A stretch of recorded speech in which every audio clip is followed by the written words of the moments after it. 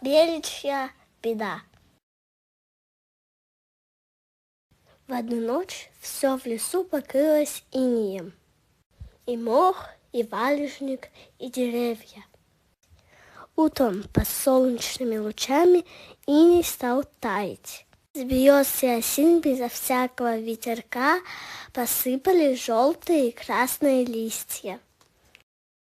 Утром заяц проснулся и услышал чей-то плач. Он побежал в ту сторону, откуда он слышался, и увидел белочку.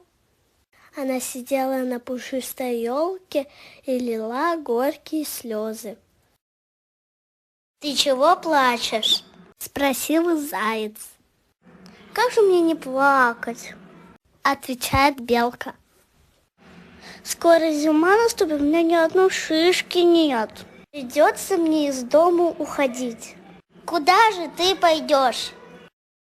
«Куда-нибудь в другой лес, где уродили шишки». Заяц грустно пошевелил ушами. Он не знал, как помочь белочке. Бежал он по лесу, а сам все думал об этом. Но вот солнце зашло повыше, нагрело землю, и в бору на белом мху стали показываться крепкие шапочки белых грибов. «Ура!» — закричал заяц. Он вернулся в тот лес, где она жила.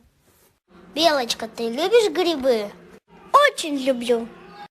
«Вот мы и соберем их, ты насушишь на зиму». «Они в бору выросли». «Бор далеко», — грустно вздыхает белочка. «Я не смогу их в дупло привезти».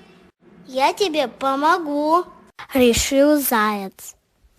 Стал он белке грибы носить, а она развешивала их на сухие сучки. Когда наступила настоящая зима, белка беды не знала.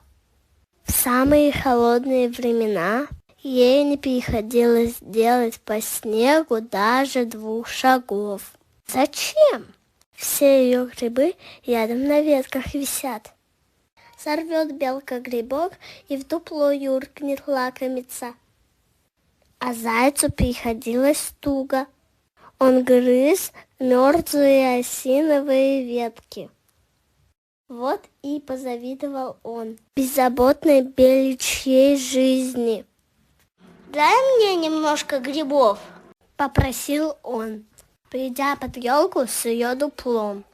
«А как же я?» — пригорюнилась белочка. «У тебя еще много, не жадничай». «Я не жадничаю, но ведь зима длинная, мне голодать придется». «Я ничего не знаю. Эти грибы я принес. Давай и все». Так заяц забрал у белочки грибы. Ей совсем мало оставил. Через некоторое время заяц снова побегал мимо елочки, где жила белочка. Сидела она, бедная, на ветке и грызла хвойные кисточки. Заяц уже соскучился без друзей, все один да один. Очень ему захотелось поговорить с белкой, но ему было стыдно.